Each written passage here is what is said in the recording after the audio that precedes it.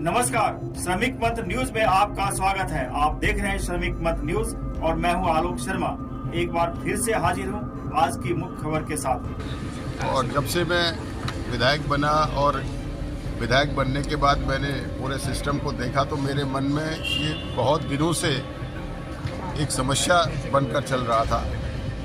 मैं अपनी विधायक निधि में 10% कमीशन देता हूँ, धार्मिक स्थलों को 5%, और वो भी अधिकारियों पर स्थानीय स्तर पर दबाव बनाकर। लेकिन जब हम बात राज्य की 25वीं वर्षगांठ पर रजत जयंती के अवसर पर इस बात पर चर्चा कर रहे हैं कि 25 सालों में राज्य ने क्या खोया, क्या पाया और आने वाले 25 वर्षों में हम राज्य को कैसे आगे ले जाएंगे, तो उसके लिए ज़रूरी है कि जो हमारी कमियां हैं, जो भ्रष्टाचार है, जो आज चरम पर है, उसके बारे में बोलना बहुत ज़रूरी हो गया था। और मुझे कल ये सब बोलकर मैं बहुत हल्का भी महसूस कर रहा हूँ। विधायक जी, एक सवाल आपसे, पिछले सत्र में आप रजाई तान के सोते हुए नजर आए, क्या एक बार जाग गए क्या? मैं रजाई तान के सोता हुआ नजर नहीं आया। अब मैं कहना नहीं चाहता। हमने सरकार से जो है कानून व्यवस्था, आपदा, उस पर चर्चा करने के लिए कहा। सरकार ने 5 दिन के सत्र का कार्यक्रम दिया था, 1.5 दिन में खत्म कर दिया। सरकार मानसून सत्र हो रहा है, गैरसैंण में सत्र हो रहा है और आपदा पर चर्चा नहीं करना चाहती है। सरकार कानून व्यवस्था पर चर्चा नहीं करना चाहती है। सरकार चारधाम यात्रा पर चर्चा नहीं करना चाहती है। तो विपक्ष क्या करेगा? धरना कर सकता है। हमने धरना किया, हम चद्दर तान कर नहीं सोए। हमने सरकार को चेताने की कोशिश करी कि अगर आप राज्य के हितों की बातों पर चर्चा नहीं करेंगे, उनमें सुधार नहीं करेंगे, तो हम विधानसभा के अंदर तपतपाती ठंड में गैरसैंण में विधानसभा के अंदर जमीन पर भी सो सकते हैं। विधायक जी, आप भ्रष्टाचार चरम पे होने की बात करें, लेकिन वही सुबोध उनियाल ने तो हरीश रावत को दूसरा नाम बताया भ्रष्टाचार का। हरीश रावत को दूसरा नाम बताया भ्रष्टाचार का, दूसरा नाम हरीश रावत है। जी, आज के समय में अगर आप आम जनता में जाएंगे, आम जनता में जाकर के पूछेंगे तो लोग यही कहेंगे कि 25 सालों में सबसे ज्यादा भ्रष्टतम जो सरकार है वो वर्तमान सरकार है।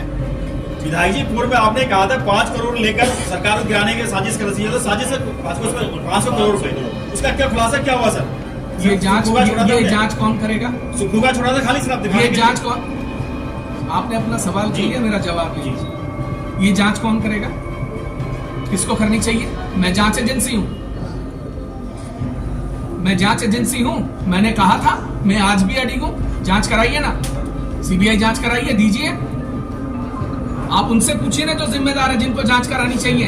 इस राज्य में मैंने सैकड़ों भ्रष्टाचार के मामले खोले हैं। आप लोग तो आज देख रहे हैं, जब सोशल मीडिया का जमाना नहीं था 2010 में, जब इतना मीडिया नहीं था, इतना डिजिटल नहीं था, 56 माइक्रो हाइडल प्रोजेक्ट्स इस उत्तराखंड के 1056 मेगावाट की परियोजनाएं, उत्तराखंड की Punjab distillery, Chandigarh distillery, Haryana distillery, Amit Modi, Harjinder Modi, Deepak Suri, इन 3 लोगों ने रातों रात 10 कंपनियां बनाई। उन 10 कंपनियों में 2 महीने पहले सब कंपनियों में निदेशक बन गए और 56 की 56 माइक्रो हाइडल प्रोजेक्ट्स इनको दे दिए गए। किसने वो स्टिंग ऑपरेशन किया था? किसके स्टिंग ऑपरेशन के बाद सारे के सारे 56 माइक्रो हाइडल प्रोजेक्ट्स स्क्रैप हुए थे? आप में से बहुत सारे ऐसे होंगे जो पत्रकारिता में पिछले 5-10 साल में आए होंगे। मैं 15-16 साल पहले की बात बता रहा हूं आपको। वो स्क्रैप हुए और आज सरकार छाती ठोक के कहती कि 50,000 करोड़ के सेल्फ आइडेंटिफाइड प्रोजेक्ट्स हमारे पास हैं, मेरी बदौलत हैं। मैंने अपना घर तोड़वाया, मेरे खिलाफ मुकदमे दर्ज हुए, मुझ पर राजद्रोह हुए, मेरे परिवार पर मुकदमे दर्ज हुए, मेरे घर की कुर्की की गई, मुझ पर इनाम रखा गया, मुझे वांटेड डिक्लेयर किया गया, मुझे रात दिन राज्य से बाहर दरबदर किया गया। मैंने झेला है, और जितना मैंने झेला है ना, कभी अपना आत्मचिंतन करके देखिएगा। अगर इतना झेलने की किसी में कुव्वत हो ना, आदमी आत्महत्या कर लेता है। मैं वो व्यक्ति हूं जिसने सूर्यधार झील का घोटाला खोला। देहरादून की जेल से रांची की जेल तक लेकर जाया गया, जहर के इंजेक्शन दिए गए, मेरी कुव्वत थी। ब्लैकमेलर कह देना एक बहुत छोटा सा शब्द होता है, 25 सालों में कोई साबित नहीं कर पाया। और जितना भ्रष्टाचार इस उत्तराखंड में मैंने खुलासा किया है, अगर किसी ने किया है तो बता दें। क्या माने सर, उमेश कुमार बदल गए? पहले वाले उमेश कुमार ले रहे